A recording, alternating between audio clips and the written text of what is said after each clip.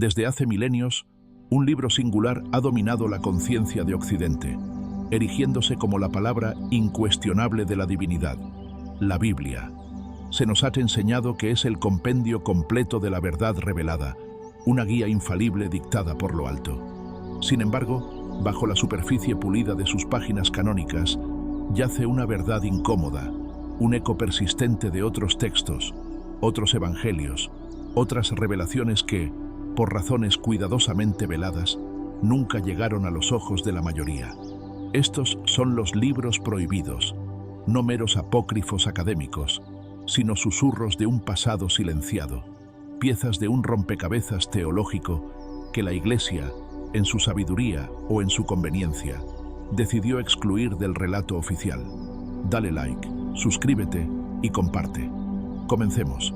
La historia que se nos cuenta sobre la formación de la Biblia es a menudo una simplificación interesada. Se nos dice que el canon surgió de un consenso orgánico, una especie de revelación natural de lo que era divinamente inspirado. Pero la realidad es mucho más turbia, una lucha de poder, una negociación teológica y una cuidadosa selección que dejó fuera una vastedad de conocimiento que hoy, si se revelara plenamente, podría cuestionar doctrinas fundamentales y reescribir la historia de la fe que creemos conocer.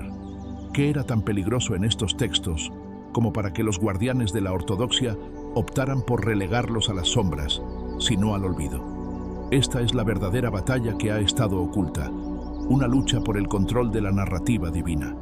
La idea de que la Biblia es un conjunto de libros elegidos divinamente es un mito conveniente. La verdad es que el canon, tanto del Antiguo como del Nuevo Testamento, fue el resultado de decisiones humanas, a menudo impulsadas por agendas políticas y teológicas específicas. No hubo una voz celestial dictando qué libros debían incluirse. En su lugar, hubo concilios, debates acalorados y, lo más importante, la exclusión deliberada de escritos que no encajaban en la visión emergente de una iglesia centralizada y jerárquica. Para el Antiguo Testamento, la versión griega de las escrituras judías, la Septuaginta, era el texto de referencia para los primeros cristianos.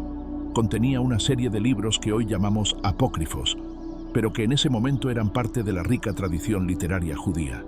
Sin embargo, cuando las autoridades judías, y más tarde, las protestantes, establecieron sus cánones, estos libros fueron descartados. ¿Por qué? ¿Por qué la sabiduría de Tobías, las heroicas hazañas de Judith o la profunda filosofía de la sabiduría de Salomón no eran dignas de ser parte de la revelación oficial?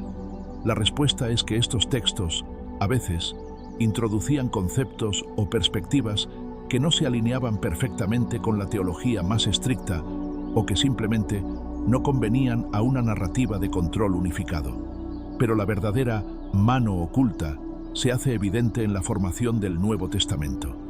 Tras la muerte de Jesús, proliferaron escritos de todo tipo, evangelios que ofrecían relatos alternativos de su vida y enseñanzas, cartas apostólicas que exploraban la fe desde ángulos diversos y apocalipsis que revelaban visiones del fin de los tiempos con detalles sorprendentes.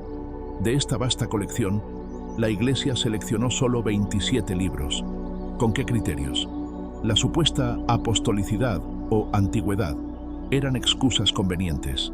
La verdadera prueba era la ortodoxia, es decir, si el texto se ajustaba a la doctrina que los líderes eclesiásticos estaban consolidando. Aquellos escritos que presentaban ideas divergentes, que ofrecían un Jesús más humano, una divinidad más compleja o un papel más prominente para figuras femeninas, fueron sistemáticamente marginados y estigmatizados. Los concilios de Hippo y Cartago no descubrieron el canon, lo impusieron, legitimando una visión particular de la fe y silenciando todas las demás.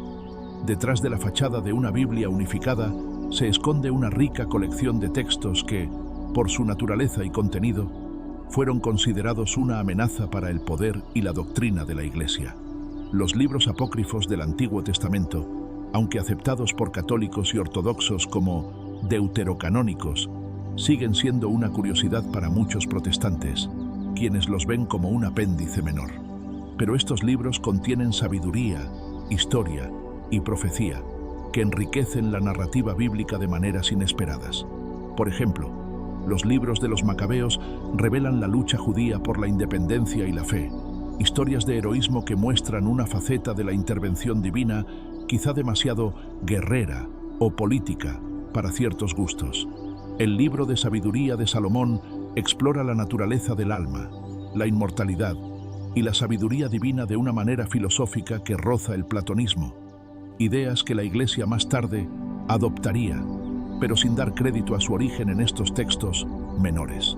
Dale like, suscríbete y comparte, pero es en los pseudoepígrafos, especialmente los del Nuevo Testamento, donde el verdadero corazón de los libros prohibidos late con más fuerza.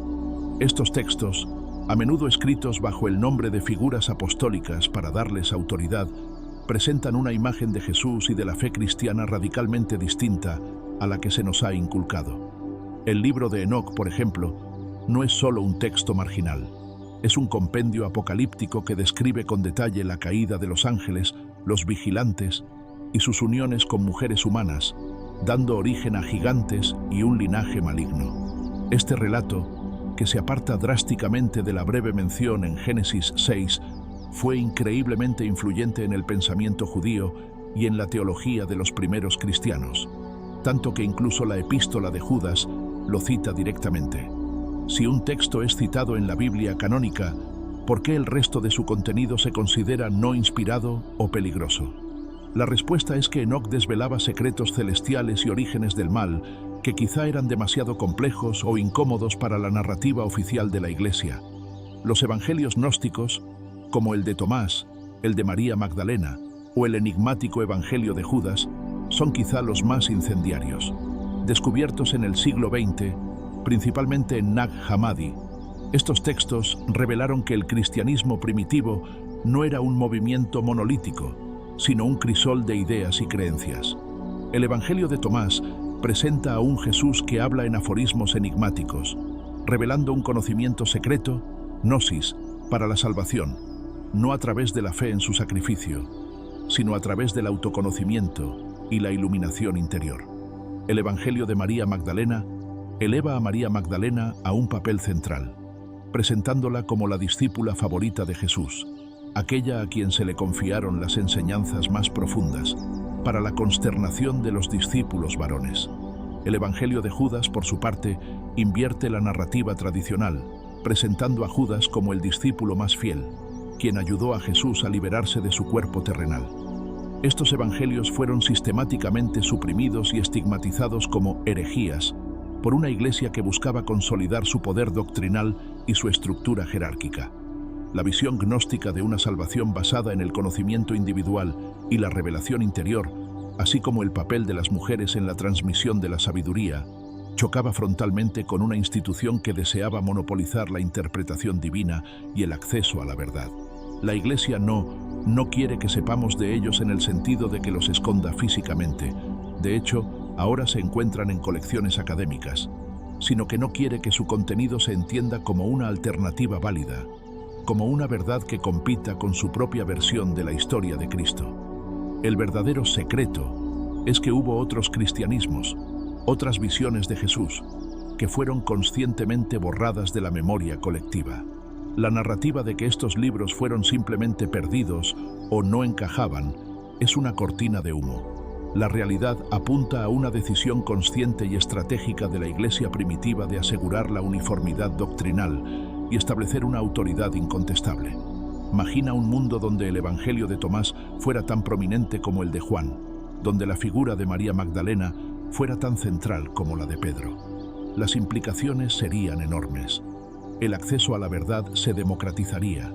La necesidad de una jerarquía eclesiástica para intermediar con lo divino se reduciría, y la autoridad de los evangelios sinópticos y paulinos podría ser desafiada. El secreto no es la existencia de los textos, sino la razón de su marginación, proteger la hegemonía teológica y el poder institucional. Los hechos apócrifos, como los hechos de Pedro, de Pablo, de Juan, también fueron silenciados. Estos textos, llenos de relatos milagrosos extravagantes, a menudo presentaban a los apóstoles de maneras que, aunque fascinantes, podían ser vistas como incontrolables o teológicamente problemáticas. Por ejemplo, Los hechos de Pedro relatan su crucifixión boca abajo y sus milagros que desafían la lógica, mientras que los hechos de Juan describen a un Jesús que cambiaba de forma, una idea que podría minar su humanidad. La Iglesia, en su búsqueda de una narrativa coherente y segura, optó por descartar lo que consideraba excesos, lo que podía llevar a interpretaciones peligrosas o a una falta de control sobre la imaginación popular. El destino de estos libros es un testimonio de la lucha por el control del conocimiento. Aquellos que poseían o leían estos textos a menudo eran perseguidos, tachados de herejes y sus escritos destruidos. El objetivo no era solo eliminar los libros, sino erradicar las ideas que contenían de la conciencia colectiva. La gran ironía es que muchos de estos textos solo sobrevivieron porque fueron enterrados, escondidos en cuevas o vasijas, esperando el día en que la luz de la verdad pudiera alcanzarlos de nuevo, como los manuscritos del Mar Muerto o la biblioteca de Nag Hammadi. Cuando se habla de lo que la Iglesia no quiere que sepamos, no se trata de una reliquia escondida en un sótano secreto, sino de una verdad fundamental sobre la construcción misma de nuestra fe. La supresión de estos textos no fue un error, sino una decisión estratégica para establecer una narrativa única y controlada sobre la figura de Jesús, la naturaleza de la salvación y la estructura de la Iglesia. Esta narrativa única permitió a la Iglesia consolidar su poder, definir la ortodoxia y marginar cualquier disidencia. Al presentar un canon inalterable y divinamente sancionado, se cerró la puerta a interpretaciones alternativas, a la diversidad teológica que, de hecho, existió en los primeros siglos del cristianismo. Conocer estos textos significa tener una comprensión más completa de la historia del cristianismo y de la figura de Jesús. Nos obliga a cuestionar la versión oficial, a indagar en las voces silenciadas y a reconocer que la verdad, a menudo, es lo que prevalece en una lucha por el poder.